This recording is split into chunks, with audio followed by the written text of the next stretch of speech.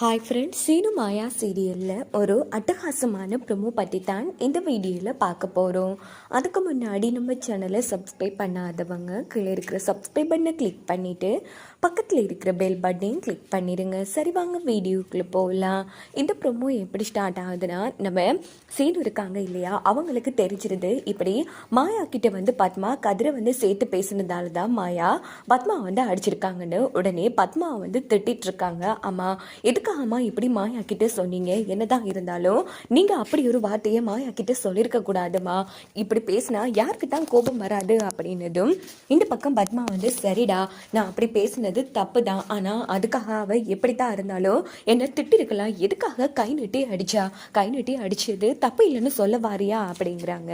இங்கே பாருமா, நீங்கள் தப்பாக பேசினபடியாக தான் மாயா வந்து அடிச்சிருக்காமா. இருந்தாலும் அவள் அடித்தது தப்பு தான், நீங்கள் இப்படி பேசியிருக்க கூடாதுமா முக்கியமாக அப்படின்னதும் சரி, ஏமில் தான் தப்பு போதுமா அப்படின்னு கோபிச்சுட்டு பத்மா அங்கேருந்து போனதும் இந்த பக்கம் மாயா ரூமில் இருந்து ரொம்ப ஃபீல் பண்ணிட்டு இருக்காங்க. அப்படின்னு பார்த்து நம்ம சீனு வராங்க. இங்கே பாரு மாயா, என் அம்மா தப்பாக பேசினபடியாக தான் நீ அவங்கள அடிச்சதுன்னு கேள்விப்பட்டேன்.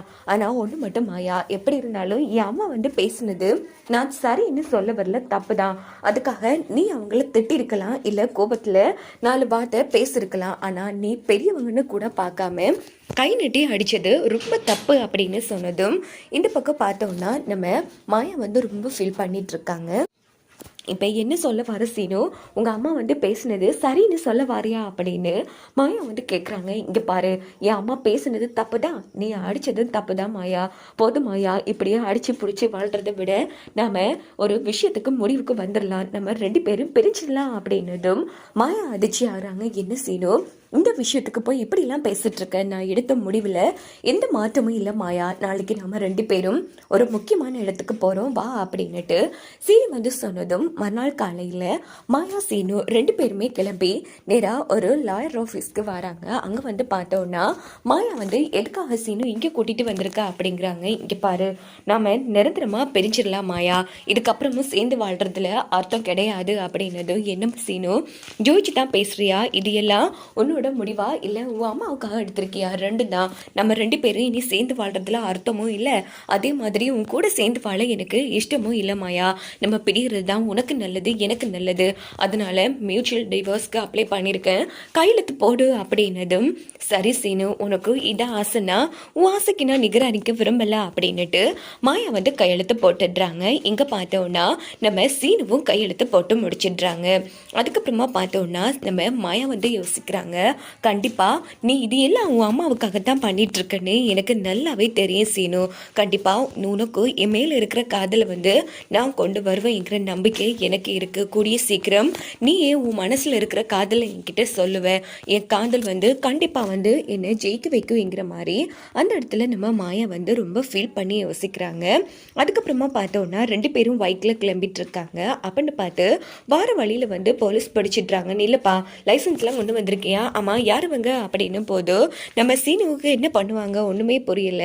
இது என்னோட வைஃப் அப்படின்னு சொன்னதும் இந்த பக்கம் பார்த்தோன்னா நம்ம மாயா வந்து சிரிக்க ஆரம்பிக்கிறாங்க. நாமளே வாயால் சொல்ல வேண்டியதாகிடுச்சு அப்படின்னு. அதுக்கப்புறமா பார்த்தோன்னா 2 பேரும் பைக்கில் வராங்க. இந்த பக்கம் மாயா வந்து சீனு, இந்த கடையில் கொஞ்சம் நிப்பாட்டுறியா அப்படின்னதும் எதுக்கு மாயா? இங்கே பாரு, உனக்கு டிவோர்ஸ் வேணும் இல்லை, அதனால நான் சொல்கிறத நீ கேளு, நிப்பாட்டு அப்படின்னுட்டு அங்கே இருக்கிற மளிகை கடையில் வந்து மல்லிப்பூ வாங்கி தன்னோட தலையில் வந்து வச்சுக்கிறாங்க.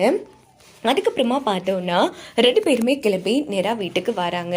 அங்கே வந்து சுமங்கலிங்களுக்குரிய பூஜை வந்து நடந்துட்டுருக்கு. அப்போ நம்ம ஜானகி வந்து வாசினு இப்போ தான் வாரீங்களா, உங்களுக்காகத்தான் வெயிட் பண்ணிகிட்ருக்கோம். இங்கே பாரு, இங்கே சுமங்கலி பூஜை நடந்துட்டுருக்கு, அதனால் இந்த குங்குமத்தை எடுத்து நம்ம மாயாவோட தாலியில் வை, எப்போவும் அவள் சுமங்கலியாக இருப்பான் அப்படின்னதும் அத்தனை பேர் முன்னாடி சீனுவால் மறக்க முடியலை.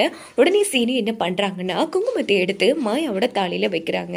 இங்கே பாரு சீனு, இந்த தாலிக்கும் சக்தி இருக்குது, என்னோட காதலே உண்மை இருக்குது, கண்டிப்பாக அது உன்னை என்னையும் சேர்த்து வைக்கும், உனக்கு மேலே இருக்கிற காதலையும் வெளிப்படுத்தி வைக்கிற மாதிரி மாயா வந்து ரொம்ப க்யூட்டாக யோசிக்கிற மாதிரி காமிச்சு இந்த ஒரு ப்ரோமோவை முடிச்சு